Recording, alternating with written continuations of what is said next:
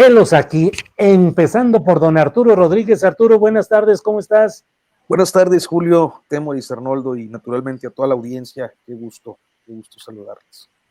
Arnoldo, a tiempo y puntualazo el maestro Arturo Rodríguez. ¿Cómo estás, Arnoldo? Nada que decir más que felicitarlo, como a todos también, y por supuesto a Marta Olivia, primero que a nadie, ¿no, Julio? Un gusto. Igualmente. Temoris Greco, buenas tardes. Hola, Julio. Oye, pues sí, qué interesante, no conocía esa investigación en la que participa en un 2x3.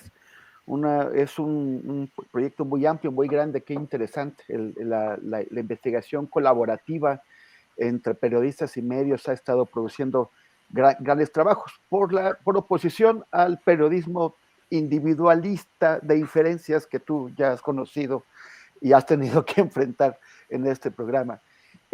Saludos, Julio, Arturo y Arnoldo, y una felicitación a Marta Olivia. Está bien, Temoris, gracias.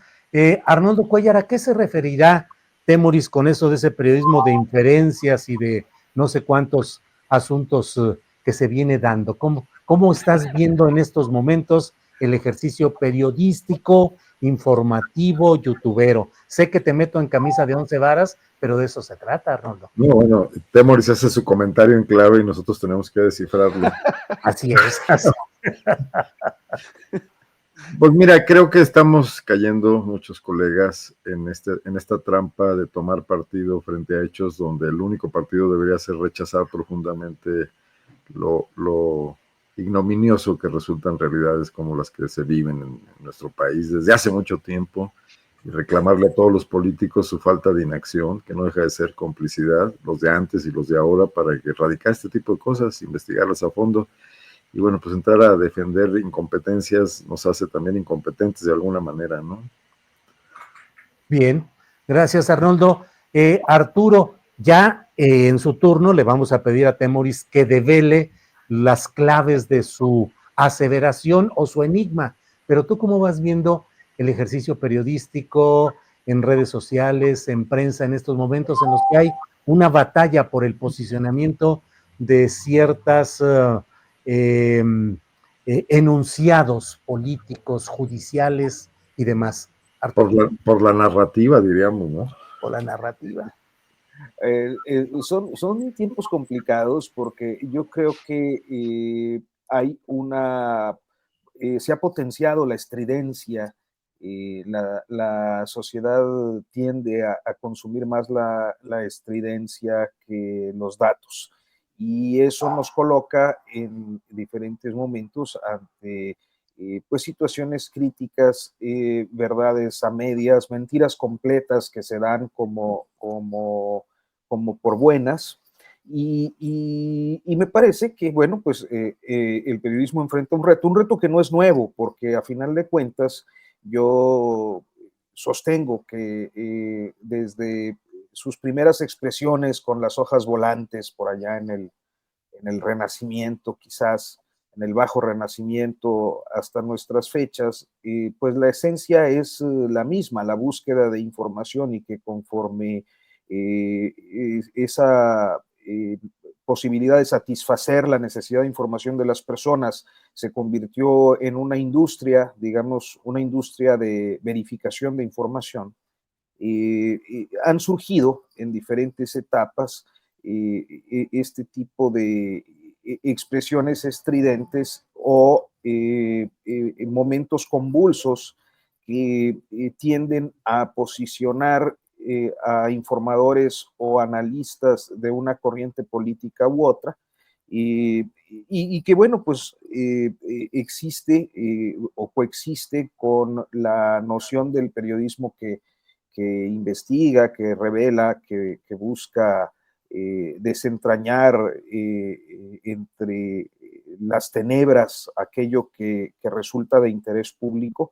Entonces me parece que esfuerzos como el de Marta Olivia, como el de todos los aquí presentes, sirven precisamente para visibilizar el periodismo frente a expresiones que pues, si bien pueden comunicar desde una perspectiva, desde una posición política o tratar de manipular la verdad, habrá de prevalecer quiero pensar, confío, tengo fe y esperanza en eso, pues el periodismo genuino, honesto, que trata de revelar. Bien, Arturo, gracias. Temoris Greco, haznos el favor de decirnos ahora sí qué proponías tú con tu frase enigmática, o no tan enigmática. ¿Qué? Adivino.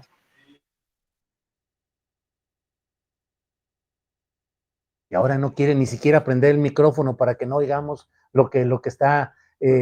Ya, ¿verdad? Ya dije el nombre. Ya dije No. ¿Con dedicatoria para quién, para qué o para qué tipo de ejercicio? O sea, Y era hizo señas mexicanas. O sea, el periodismo individualista y de inferencia es el que se vio con toda claridad en aquella entrevista famosa que tuviste con Anabel Hernández, ¿no? Pero me refería, sí, en oposición a esa concepción del periodismo como como una cosa heroica que hace un señor, una señora en soledad y enfrenta todo y logra descubrir la verdad. Y todo así como muy individualista y muy de estrella, cuando en realidad el periodismo a mí me parece que es una profesión, una técnica y un arte colaborativa, en donde muchas personas desde diversos ámbitos estamos tratando de contribuir a una comprensión mejor de lo que pasa para la sociedad. No lo veo como una cosa de estrellas individualistas, sino un trabajo de colectivo. No una persona, un solo periodista, una periodista desde su pequeña trinchera no puede tener la visión de todo lo que ocurre. Y pretender que se tiene, pues es un acto de arrogancia, de soberbia. Y lo vemos no solamente en el caso que ya mencionamos de esta periodista, sino de muchos otros que están convencidos de que tienen esta visión pues, casi como de Dios sobre todo lo que pasa, cuando en realidad el periodismo tiene que ser una tarea muy humilde en donde cada quien hacemos parte de un gran coro periodístico en busca de la verdad y de servir a la gente. Gracias, Temoris. Arnoldo Cuellar, dice Arturo Rodríguez que él tiene la esperanza o tiene la percepción de que a fin de cuentas el periodismo en su sentido más adecuado va a preservarse y va a seguir adelante. ¿Crees que así sea o percibes que los medios electrónicos, particularmente cuando son estridentes, cuando aportan lo que el oído del escucha quiere oír, crees que puedan erosionar y acaso desplazar al ejercicio más serio y profesional que se pretende hacer desde el periodismo en su esfera, digamos, clásica, Arnoldo? Como dijo el clásico, no soy ni optimista ni pesimista al respecto. O sea, no creo que vaya a ocurrir ni un triunfo final del buen periodismo ni una derrota, porque al final del día hay muchos tipos de periodismo, no existe el periodismo, ¿no? Incluso medios sesgados por intereses pueden tener buenas piezas periodísticas en un momento dado, y también medios con valores de otro tipo, más comunitarios, pueden cometer graves errores. Entonces, este es un ejercicio cotidiano, como cualquier otra profesión, como nos deberíamos apegar más al método científico, ¿no?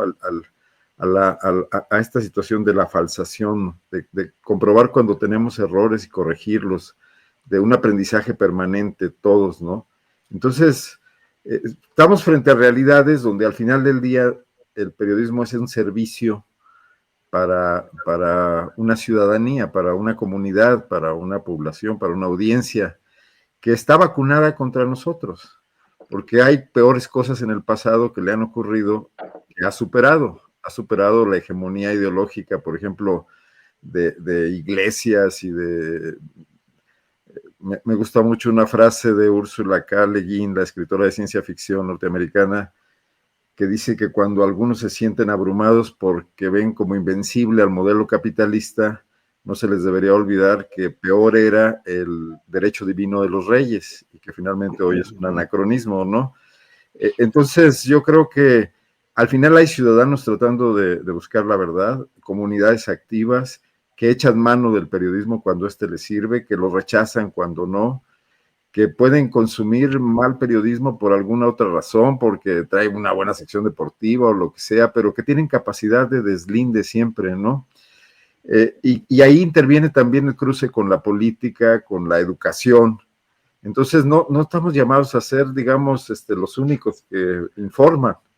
Más bien estamos exigidos de estar a la altura de públicos que también se preparan y que también crecen junto con las realidades que enfrentan y que toman posiciones políticas y que desechan a quienes bueno, pues hacen las cosas mal, ¿no? Aunque tarde mucho tiempo esto y a veces nos desesperemos. Entonces creo que esto es de todos los días, Julio, y de una ventaja que todos ustedes y yo conocemos muy bien es que cuando hiciste las cosas muy mal un día, al día siguiente las puedes corregir.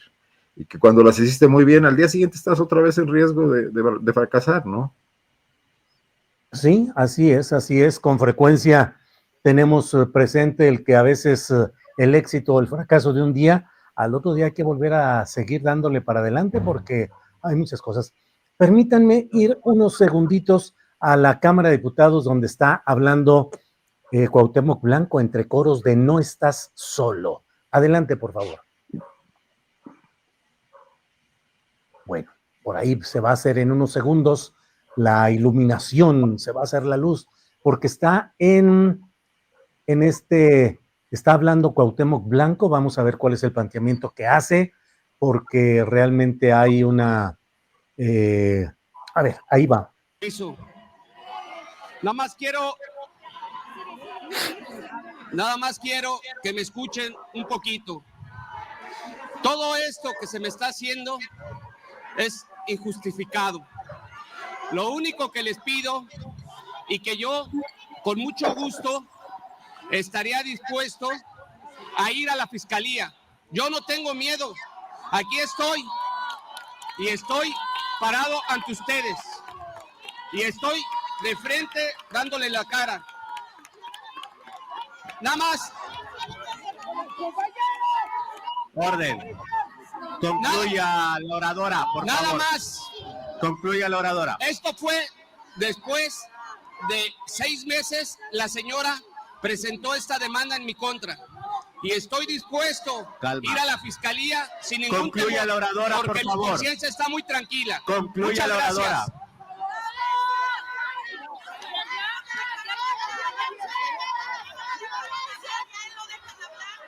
Se instruye a la Secretaría, abre el sistema electrónico de votación hasta por 10 minutos para que las y los diputados procedan a la votación del dictamen. Háganse los avisos a que se refieren los artículos. Bien, pues ahí está lo que sucede en la Cámara de Diputados, 10 minutos para votación, ya veremos, no está pidiendo licencia Cuauhtémoc Blanco, sino dice, puedo ir, pero claro, siendo diputado federal, mujeres acompañándolo y una gran discusión. Así es que, Arturo Rodríguez, ¿qué opinas de lo que estamos viendo y viviendo en este tema? Bueno, o sea, el principio es que asumo que cuando hay un fuero, se trata de proteger políticamente a quien se expresa desde una tribuna legislativa para que no esté sujeto a presiones del poder. Al menos eso es la esencia del fuero constitucional para un legislador. Yo no creo que Cuauhtémoc Blanco pues haya destacado mucho como tribuno, ni haya expresado en la tribuna legislativa alguna cuestión de cualquier índole que pudiera traerle una consecuencia política por el desempeño del cargo. Por ende, de manera natural y pensando en la perspectiva de la ética política, lo que Malu Michers le ha planteado, que es pedir licencia y enfrentar los cargos ante el Ministerio Público para despejar cualquier duda, pues sería lo éticamente correcto. Sin embargo, no creo que en las clases políticas de ningún partido la ética pública sea parte de su espíritu ni de su orientación en la actuación pública. Entonces nos encontramos frente a un proceso en el que el partido gobernante cierra filas en torno a una personalidad que trata de escapar a una acusación que puede o no tener una motivación política en su diferendo con Uriel Carmona, este fiscal también muy polémico del estado de Morelos, pero que pues deja una sensación, una percepción de impunidad, de protección del partido cuasi hegemónico, del partido mayoritario, a uno de sus integrantes o integrante del movimiento, que puede hacerlo porque no va a tener ningún costo político, tendrá un costo político mínimo. La 4T no se ha caracterizado ni en el sexenio pasado ni en este particularmente por una conducta empática con las causas de las mujeres en procesos que implican a actores políticos. Esperar otra cosa pues sería un tanto difícil. Entonces creo que a final de cuentas pues lo que vemos es ese cierre de filas en torno a una personalidad que pues bien podría enfrentar los cargos conforme a lo que cualquier otro ciudadano tendría que enfrentar siendo objeto de una denuncia. No va a ser así, pero tampoco creo que tenga una consecuencia política, al menos en términos electorales, para el partido gobernante y sus aliados. Bien, Arturo, gracias. Temoris, ¿qué opinas respecto a lo que está sucediendo Cuauhtémoc Blanco como el centro de una discusión que va más allá de él mismo, porque implica pues otra serie de definiciones? ¿Qué opinas, Temoris? Pues en primer lugar, hay gente que dice que quitarle el fuero a Cuauhtémoc Blanco es violar su derecho a la presunción de inocencia, y no. El tema es que él como ciudadano pueda enfrentar a la ley sin las garantías excesivas que se prevé para los legisladores, o sea, sin ese fuero, o sea, que vaya, se presente ante el juez, se defienda como pueda y sea el juez quien determine. O sea, que ahí está su presunción de inocencia. Lo que él quiere es seguir teniendo, pues, estas protecciones indecentes. Andrés Manuel López Obrador en el sexenio pasado ya quitó, con el apoyo del Congreso, bueno, ya hizo que el Congreso lo hiciera, ya quitó el foro presidencial. Y ahora Alfonso Ramírez Cuellar está proponiendo que se haga lo mismo para los legisladores. Esto ya no debería existir, es una cosa del siglo XIX. Algo que coloca a los legisladores, como si estuviéramos orgullosos de ellos, por encima del alcance de la ley y por lo tanto en una condición de ciudadanos por encima del resto de los pares. Entonces, esto ya no debería existir, pinta que pronto ya no habrá fuero, pero mientras lo hay, un beneficiario es Cuauhtémoc Blanco. Cuauhtémoc Blanco, que ¿quién es? El señor es un futbolista famoso y no es otra cosa, no es un legislador, no es un gobernante, es un futbolista famoso, es un famoso. Y como tal se ha prestado a 1000 jugadas sucias. Hay que recordar que en 2015 fue un partido local de Morelos que se llama el Partido Socialdemócrata, el que lo postuló para la alcaldía de Cuernavaca, no porque pensaban que iban a ganar, o sea, era agarrar a una figura famosa para que ellos pudieran tener votos y de esa forma más acceso al presupuesto. Ganaron y dijeron, bueno, nos sacamos la lotería, administrémosla. Pero el manager de Cuauhtémoc Blanco les dijo, no, el manager quiso yo, y los apartó. Y hubo un pleito tal que los dueños de ese partidito denunciaron y dijeron, nosotros le pagamos a Cuauhtémoc Blanco tantos millones para que fuera nuestro candidato. Bueno, Así pues luego el PES de Warwick Flores hizo lo mismo en el 18, para llevarlo a gobernador. Él nunca ha gobernado, está acusado de reunirse y de pactar con mafias, y sigue siendo uno de esos personajes que arrastra Morena, que ponen en duda su argumento de la lucha contra la corrupción. Ahora se prestó también este juego extraño en el que Uriel Carmona, el fiscal carnal que dejó Graco Ramírez, en el momento en que se entera de que ya es claro que va a ser destituido, presenta acusaciones por corrupción contra Cuauhtémoc Blanco para hacer parecer que por eso lo destituyen. No, la propia gobernadora dijo, tenemos un caso por corrupción contra Cuauhtémoc Blanco y lo vamos a presentar, y no tiene que ver con este tema. Pero pues él por ahí se va escudando. Y tú comentabas hace un rato, Julio, este temor de que finalmente todo esto de la acusación que le presenta a su hermana, su media hermana, por violación, sirva para evadir otras acusaciones. Sí. Lo que no deberíamos ver es a estas diputadas que están arropándolo como si fuera un héroe de la causa, un héroe de la 4T, un héroe de las mujeres, como es absolutamente todo lo contrario, es una vergüenza. Claro. A él tendrían que quitarle el fuero y tendría que presentarse como cualquier ciudadano ante el juez para que se diriman ahí sus cosas. Bien, Temoris, gracias. Arnoldo Cuellar, tu reflexión sobre lo que estamos viendo, un poco retomo lo que acaba de decir Temoris, pues vaya que en este México nuestro, ver a Cuauhtémoc Blanco convertido en un aspirante a héroe, rodeado por mujeres que corean no estás solo y que lo defienden a un personaje de ese talante. ¿Qué opinas, Arnoldo?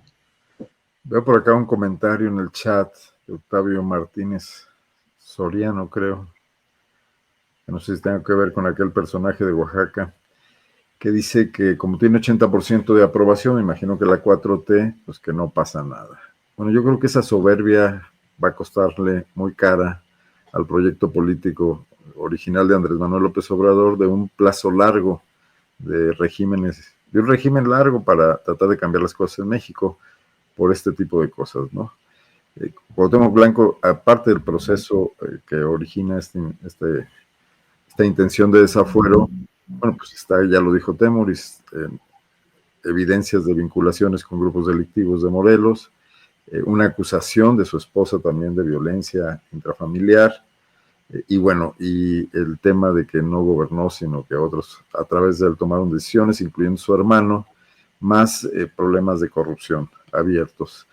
En lo grueso, entrar a defender este caso es pues defender a un personaje, sí, definitivamente impresentable, y sale carísimo mantener la hegemonía política en Morelos o hacerlo en cualquier otro estado con personajes de este tipo, y perder margen de maniobra para cosas más importantes en un proyecto político nacional, ¿no? Y perder además esta fuerza, este capital político que siempre da un apego a la ética y la vigencia del discurso de ser diferente a lo que hemos vivido hasta ahora, ¿no? Creo que la 4T intensamente se sabotea a sí misma por necesidades muy pragmáticas, sin ver que tendría todo para avanzar en una transformación profunda del país, si conservara parte de ese capital más frente a un panorama complicado en política exterior, ¿no? Entonces, bueno, pues lamentable. No sé si estas diputadas que lo acompañan, no sé si son todas de Morena, si son de otros partidos políticos, porque creo que hasta el PRI lo estaba respaldando, ¿no?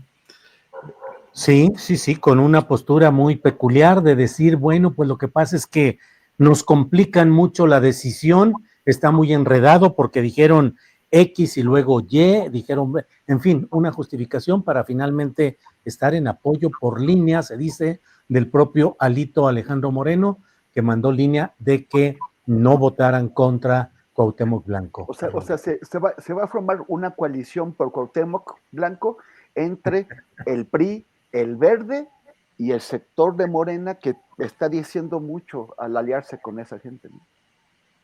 Arnoldo. Bueno, mostrando todo que no hay ningún cambio, que esta cuestión transaccional en la política también ya está instalada en esa mayoría que se construyó, bueno, pues con todas estas polémicas sobre el manejo de la ley electoral, y que por lo menos uno justificaba que pudiese servir para fines de avance, ¿no? De avance de una agenda que podría traer diferencias con la política que hemos tenido anteriormente, pero pues parece que no, y bueno, no sé cuánto piensan que les va a durar esto. El PAN también creía que iba a llegar a gobernar 70 años como el PRI, que era automático, duró 2 sexenios, no sé qué estén pensando en Morena, o si es incontrolable el proceso, porque entre el pragmatismo y los aliados de este tipo y los otros que andan por ahí rondando, ¿no? Tipo, Sí.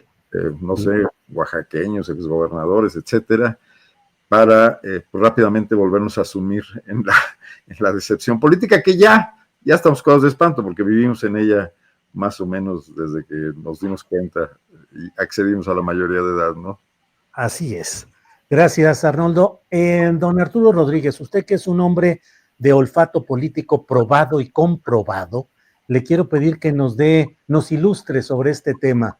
Se están dando en el Congreso de la Unión, particularmente en este caso en la Cámara de Diputados, forcejeos, reyertas ya no tan disimuladas entre el grupo dominante, que es el de Ricardo Monreal, con Pedro Aces como su nefasto segundo de a bordo, y una corriente claudista, por llamarla así, en la que están Alfonso Ramírez Cuellar, Gabriela Jiménez, ahora María Teresa Ili como diputadas federales, que están peleando en el tema de Cuauhtémoc, pero porque también hay una corriente que trata de asumirse como plenamente identificada con la presidenta Sheinbaum y no de otros oportunistas o distorsionadores de ese sentido.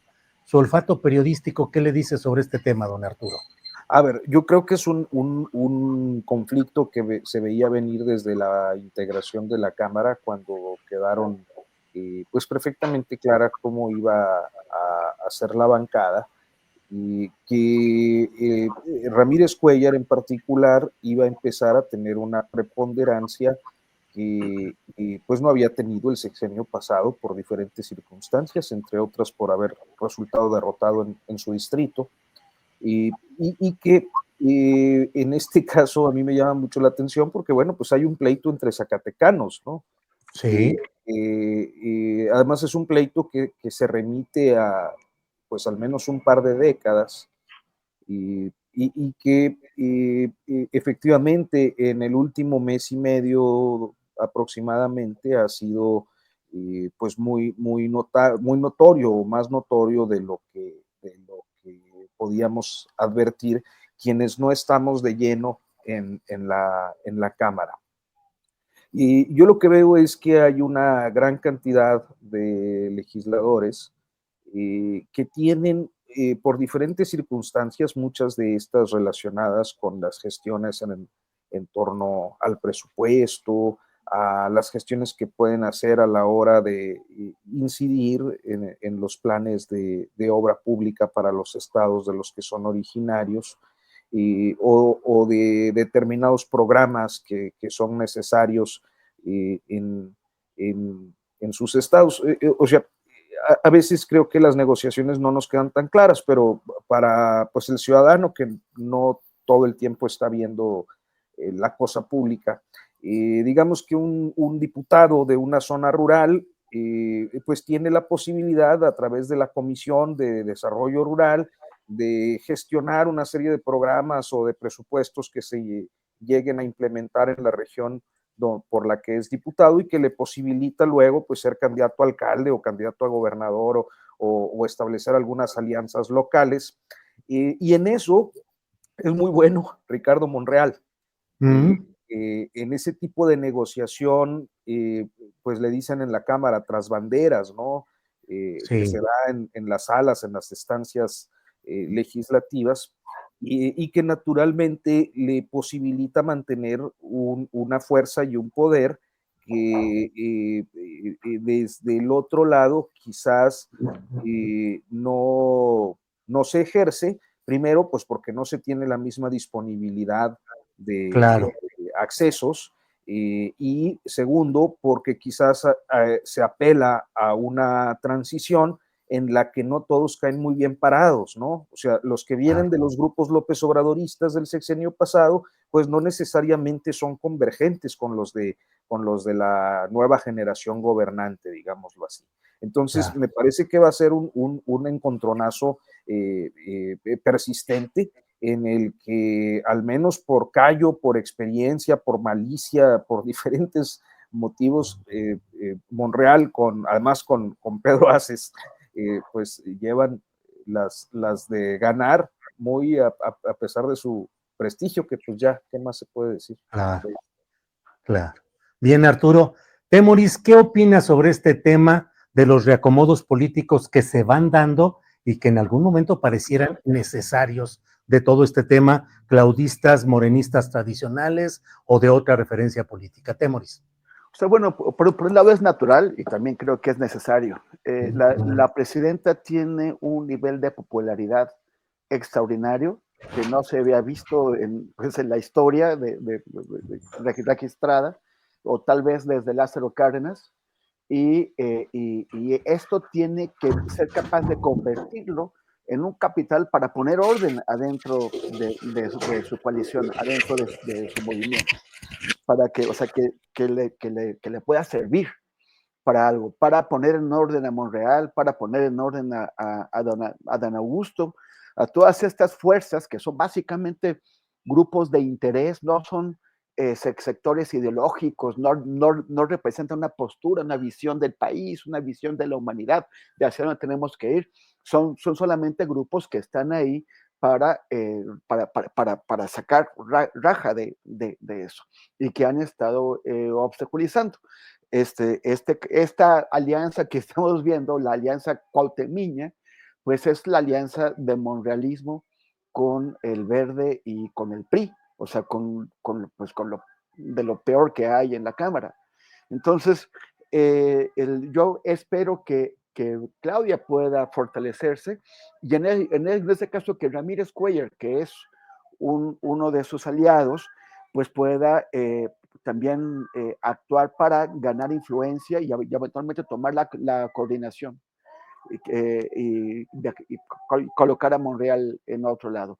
Monreal pues es un activo como operador político muy hábil para la 4T, pero también es un operador político que ha hecho muchas gandalleces de manera pues especialmente proverbial cuando intentó hacer un favor a Ricardo Salinas Pliego, introduciendo una reforma a medianoche dentro de una más grande para que Banco Azteca pueda vender sus dólares del lavado. Entonces, estas cosas no deberían estar ocurriendo e idealmente habría un reacomodo y un reemplazo aprovechando toda esta popularidad que tiene la presidenta Sheinbaum. Bien, Temoris. Arnoldo Cuellar, antes de que se nos vaya el tiempo, hay otro tema también hoy de tratamiento necesario, que es el relacionado con la conferencia de prensa de hoy, la conferencia matutina, en la cual el fiscal Alejandro Kersmanero ha anunciado que ya tomó posesión del rancho Izaguirre, por una parte, y por otra, pues que ya está, digamos, asumiendo todo el control y el manejo ya a partir, ya abiertamente, de todo este caso complicado. ¿Qué reflexiones tienes sobre este punto, Arnoldo?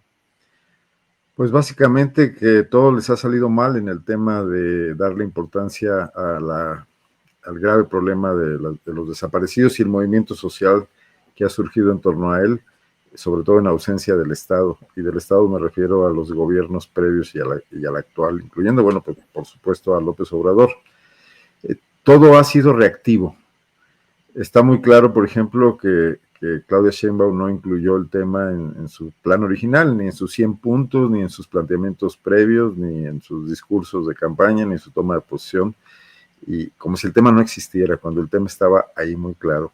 López Obrador tenía el tema tan claro que estuvo muy pendiente de él y que intervino de manera directa para reorientar cuestiones, no a favor precisamente del esclarecimiento, sino más bien de patear el bote y seguir con esta narrativa de que éramos diferentes, ellos eran diferentes y de que no estaban pasando las mismas cosas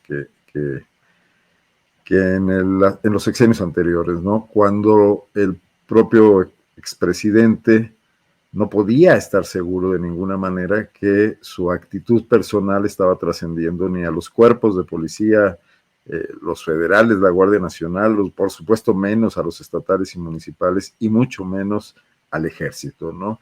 Que con esa alianza que forjó, pues también los dotó de impunidad. Entonces, el tema estalló, las narrativas, como decíamos hace rato, de quienes tampoco les han importado en el pasado el tema de las desapariciones, y que oportunistamente se montaron en ellas para tratar de volver a intentar una construcción de crítica frente a numerosos fracasos previos, frente al gobierno, y se volvió a responder reactivamente, ¿no? Con este tema de que ya muy visto de lo que pasó el fin de semana anterior y de los periodistas o youtubers o whatever que están ahí tratando de también dar su versión de las cosas con el viejo, la consigna que López Obrador repetía mucho de que los medios se controlan por los medios, ¿no? Y que tampoco eso es cierto, porque si eran diferentes o si son diferentes, tendrían que controlar la narrativa con la verdad y con el ejercicio de un poder democrático apegado a derecho que supere las deficiencias del pasado, lo que no ha venido ocurriendo. Soy Gertz, muy tardíamente, y no me refiero únicamente a los días que han pasado desde que el escándalo estalló, sino como bien señalaba tu entrevistado, el periodista de Jalisco hace un rato, porque debieron haber estado ahí desde que se dio el primer descubrimiento en septiembre y el primer enfrentamiento y la Guardia Nacional intervino y era evidentemente un tema de delincuencia organizada, ¿no? Entonces, hoy nos metemos en esta absurda pugna de qué tanta responsabilidad le cabe a la Fiscalía de Jalisco o a la de la República, cuando los dos están exactamente igual de metidos en el tema con responsabilidades graves, y cuando además estalla entre ellos esta lucha donde va a haber filtraciones y revelaciones de uno y otro lado para tratar de dañarse y de eludir su propia responsabilidad, que a los dos los va a afectar y que va a afectar la credibilidad de las instituciones en general y la credibilidad de un proyecto político que goza hasta el momento todavía de una amplia confianza, ¿no? Porque Gertz Manero ya forma parte del gobierno, con todo y su veleidosa autonomía, del gobierno de Claudia Sheinbaum, y ha estado presente ahí en esas mañaneras, aunque últimamente se le haya tratado de deslindar para hacer la suya propia. Y bueno, ¿cuántas veces hemos hablado aquí, Julio, de que cómo era un lastre de cualquier intento verdaderamente de cambio la presencia ahí de Gertz Manero, y no por su personalidad, sino por sus hechos uno tras otro que se vinieron constatando a lo largo del sexenio pasado, ¿no? Y lo sigue siendo. Ojalá esta caradura que tiene para responder y contestar con una gran seguridad y solvencia la tuviera para avanzar en el terreno, en los casos que tiene entre manos. No pasa así. Incluso ya se le nota un poco más tajante y más agresivo con algunas de las preguntas, incluso preguntas que ni siquiera son muy críticas de su actuar, ¿no? Creo que está la presidenta va a pagar costos por esto y por lo que viene aún, porque es evidente que no va a haber esclarecimientos, y si nos salen con el numerito de procesar al fiscal de Jalisco, como pasó con Murillo Karam, pues eso tampoco va a esclarecer nada, y sí se va a convertir en una batalla política, ¿no? Bien, Arrondo, gracias. Arturo Rodríguez, ¿tú conoces la realidad de desaparecidos, fosas, operaciones clandestinas? Digo, los conoces como periodista, como investigador, director del Coahuilense, periodista, reportero que ha sido en Coahuila, en Nuevo León. ¿Qué piensas de esta discusión acerca de si determinado predio, en este caso el rancho Izaguirre, es un centro de entrenamiento y adoctrinamiento, pero no de exterminio? Y en esa discusión, y si existen los hornos crematorios como tales o no. ¿Qué reflexiones tienes sobre esta discusión, no solo semántica, sino también de posicionamientos políticos, Arturo?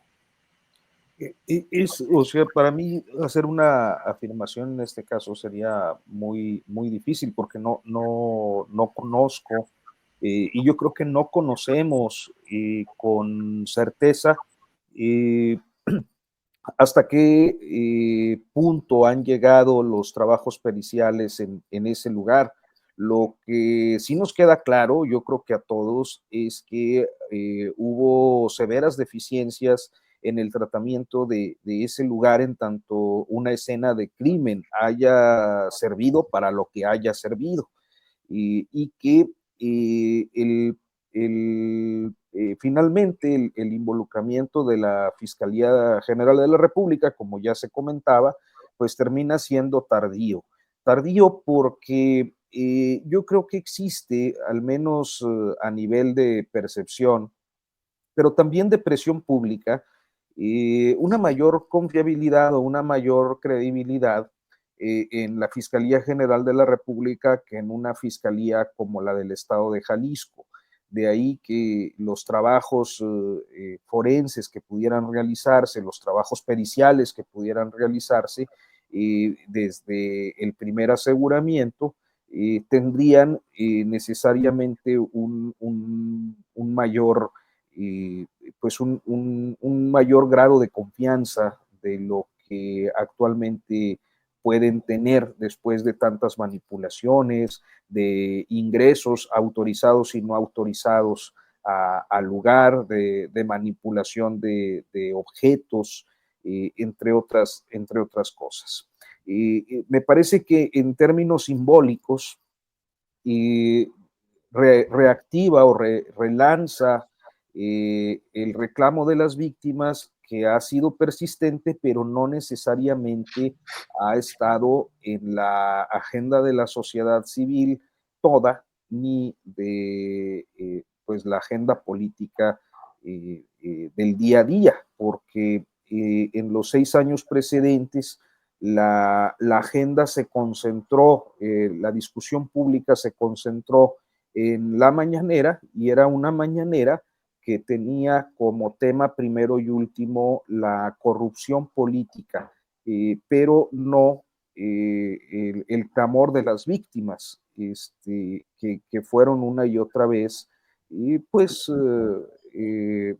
repelidas. Yo no sé, creo que lo exponías, Julio. Lo que pasa es que no me acuerdo dónde, si aquí o en mi lectura matutina de la columna Astillero, cómo es que la 4T, pero empezando por el propio Andrés Manuel López Obrador, ha sido reticente a admitir cualquier tipo de protesta de sociedad civil o de la izquierda que no se identifica con su movimiento. Y me parece que eso ha pasado con los movimientos de víctimas, de madres buscadoras, de personas que pues buscan justicia por ser víctimas o víctimas colaterales, víctimas indirectas de la violencia desbordada de este siglo. Entonces, a final de cuentas, insisto, no creo que tenga en este momento elementos, ni yo ni nadie en la opinión pública, para poder hacer una valoración de lo que pericialmente ahí puede haber. Pero sí creo que hay, desde la perspectiva política, un lugar simbólico, emblemático, que relanza el clamor de las víctimas de la violencia y la inseguridad de nuestros tiempos. Gracias, Arturo. Les ruego me permitan, por cuestión periodística que ustedes entenderán, tener un videíto pequeño del resultado final. Cuauhtémoc Blanco mantiene su fuero como diputado federal. Fueron 291 votos a favor de que se mantenga, 158 en contra y 12 abstenciones. Tenemos este videíto. Adelante, por favor. Señor presidente, se emitieron 291 votos en pro, 158 en contra y 12 abstenciones. Aprobado el dictamen por 291 votos. En consecuencia, se instruye a la Dirección General de Asuntos Jurídicos de la Cámara de Diputados a hacer las notificaciones correspondientes. En términos del artículo 100 y 102 del reglamento de la Cámara de Diputados, las iniciativas y proposiciones contenidas en el orden del día serán turnadas a las comisiones que correspondan, publicándose el turno en la Gaceta Parlamentaria. Se levanta la sesión y cito para la próxima, que se llevará a cabo mañana miércoles 26 de marzo del año en curso, en modalidad semipresencial. Y colorín colorado, Cuauhtémoc Blanco se ha salvado realmente, Temoris. ¿Por qué habla así? Porque es 26 de marzo, o sea, no sé cómo que Era Hugo Eric. Una sotana y una estola o algo así. Era Hugo Eric, yo no lo... No, era Sergio Gutiérrez Luna, sí, pero, el que está como presidente de la mesa directiva. Sí, disfrazado de algo. Sí, disfrazado de precandidato a Veracruz, que es su ambición permanente, pero bueno. El obispo Gutiérrez Luna ahí. Sí. Oye, Temoris, bueno, pues está ese resultado, ya podremos avanzar un poquito más en el análisis, pero respecto a lo anunciado, a lo dicho hoy por el fiscal Gers Manero, ya asumiendo el control de la investigación y del caso del rancho Izaguirre, el planteamiento e incluso... No, te perdimos, Julio. Sí. Te perdimos.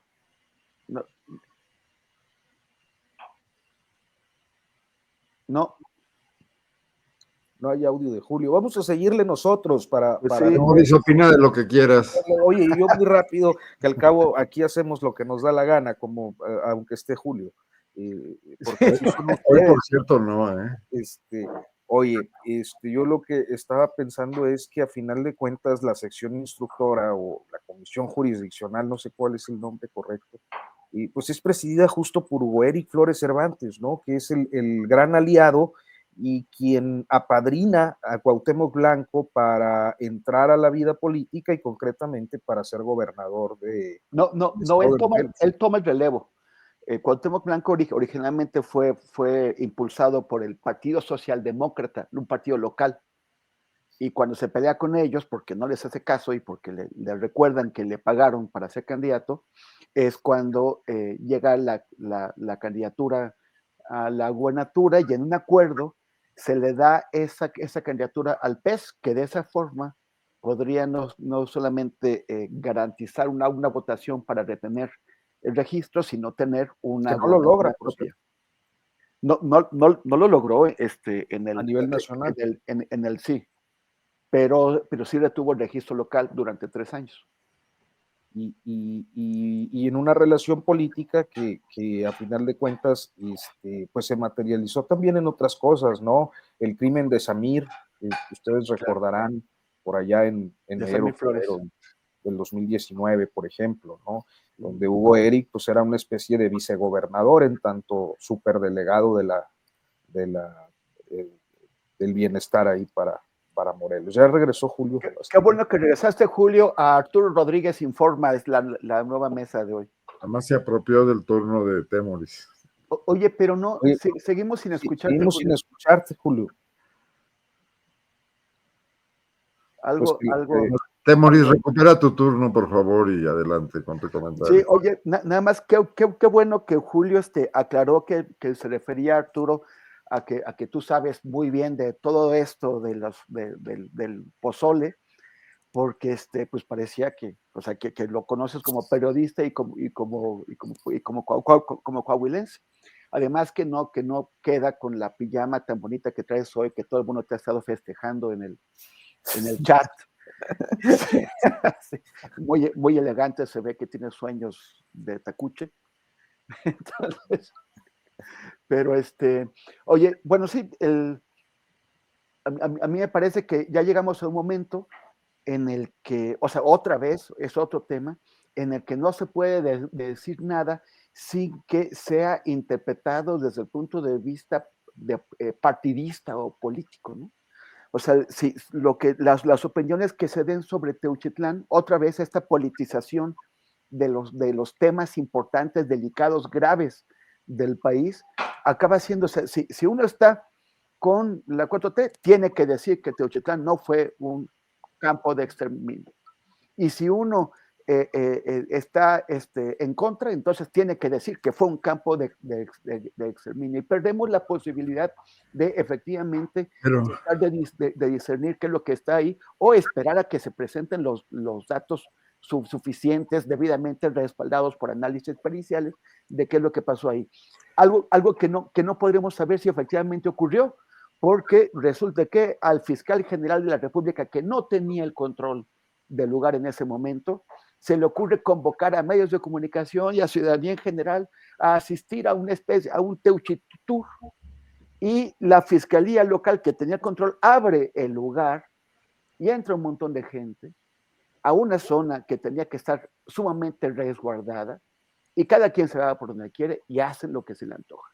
Entonces, ya la garantía de lo que los exámenes periciales finalmente ocurran, pues se debilita, porque ya hubo un pisoteadero ahí tremendo.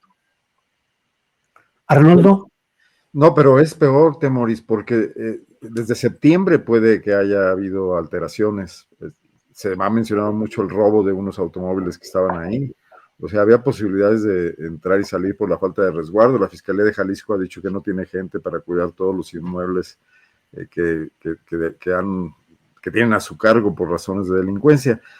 Pero yo insisto en que desde el principio estaba claro el indicio de que era delincuencia organizada y que entonces la Fiscalía General de la República tenía que haber procesado el lugar en septiembre, con coadyuvancia de la estatal, como fuese, ¿no? Pero con esa falta de coordinación evidente que existe, se echan la pelota unos a otros. O sea, qué bueno que haya homicidios presuntos para que la Fiscalía General de la República diga, es tu caso, Jalisco, y yo me voy, y es tu bronca, y a ver cómo la resuelves.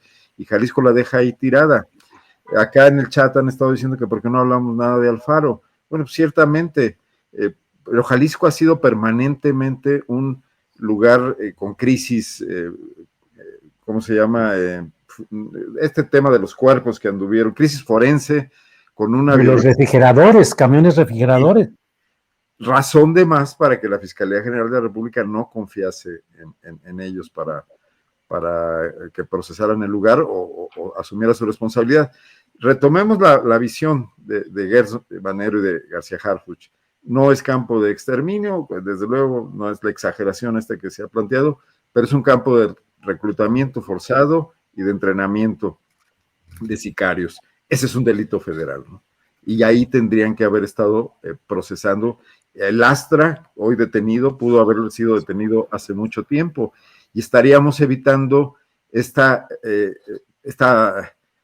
parque que tiene hoy y desde luego esa situación que tú mencionas de polarización absoluta y total, producto de errores. Y no podemos quedarnos en la discusión de qué mala polarización y unos y otros, sino que la provoca, y la provoca la inacción de la autoridad y de la autoridad federal. A final de cuentas, los reflectores del país no están sobre Movimiento Ciudadano, sobre Alfaro, sobre el nuevo gobernador, están sobre la presidencia de la República, porque una oposición que no tiene manera de hacer una crítica productiva, está a la casa de todo este tipo de cosas. Entonces, pues mal hecho dejarles el terreno para que lo ocupen, ¿no?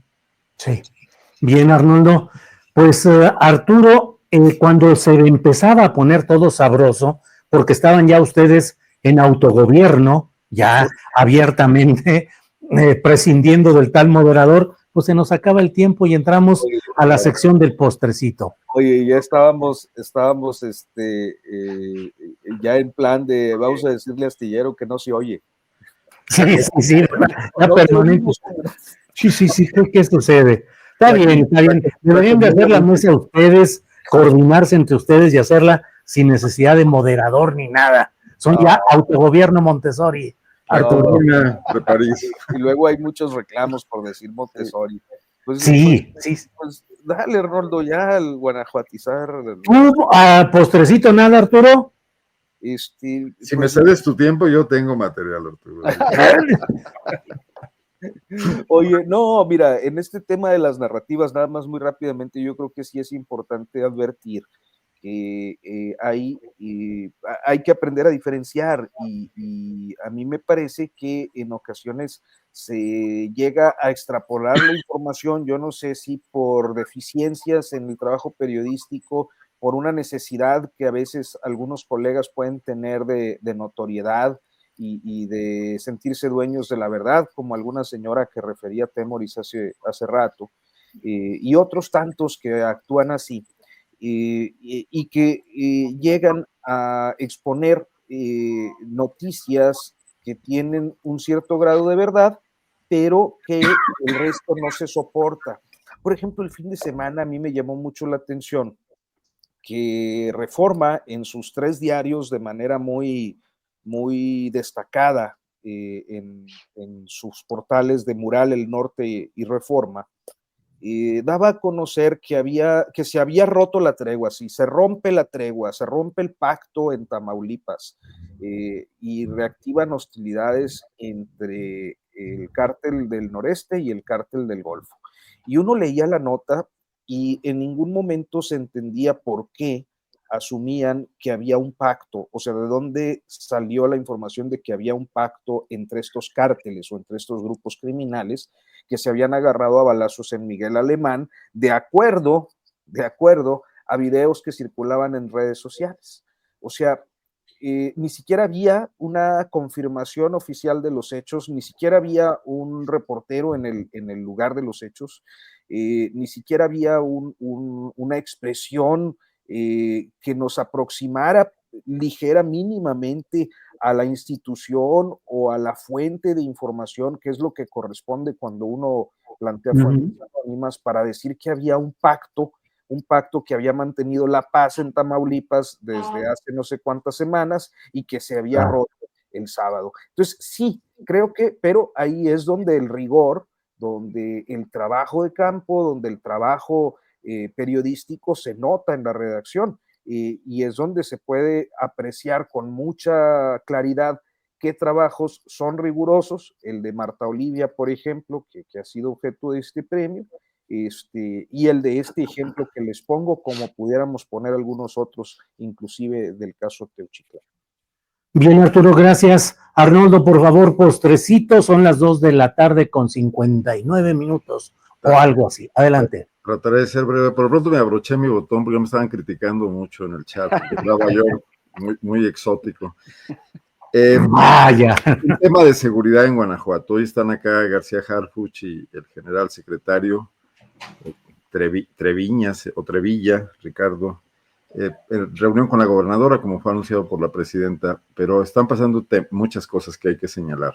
Hace aproximadamente semana y media, el 13 de marzo, un operativo de agentes ministeriales estatales para tratar de detener a un empresario en San Miguel Allende de nombre Alan Pérez a las 7 de la mañana, justo cuando llevaba a sus hijas a la escuela. El empresario, además, con un chofer escolta, lo interceptaron sin identificación oficial, sin chalecos reglamentarios, en un vehículo privado, y bueno, se originó una balacera entre el guardia del empresario y los policías ministeriales, quienes contestaron el fuego a matar, ¿no? Y lo lograron.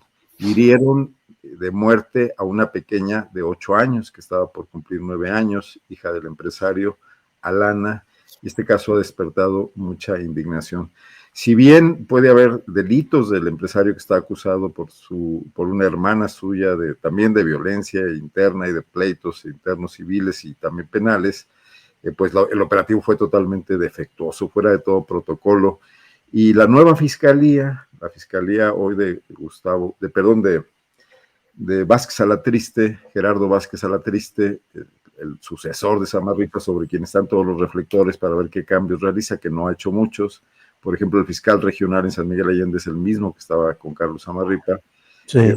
No ha procesado ni ha hecho ningún intento por ver las responsabilidades de sus agentes ministeriales. Y le han cargado la mano tanto al escolta, que hirió a agentes ministeriales, lo están acusando de intento de homicidio, y al propio empresario, ¿no? Como instigador.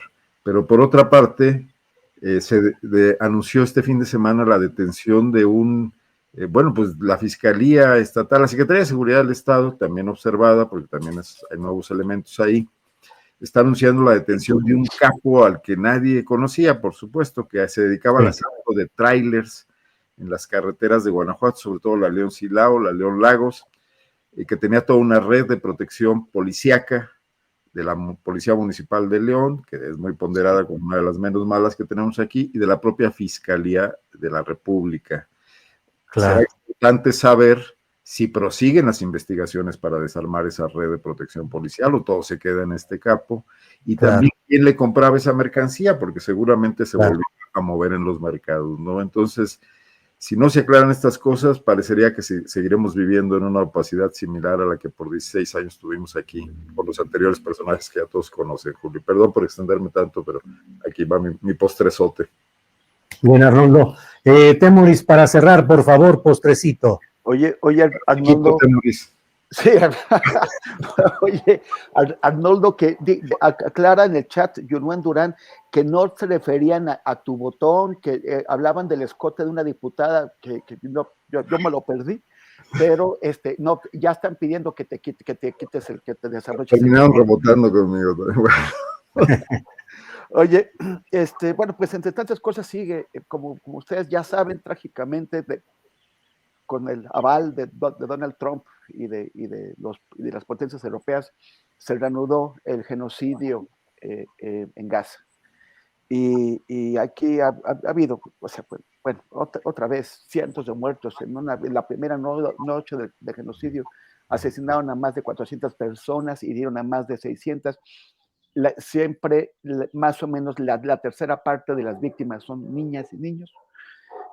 Y bueno, esto que es increíble que ocurra en pleno siglo XXI en nuestras narices y no seamos capaces de detenerlo.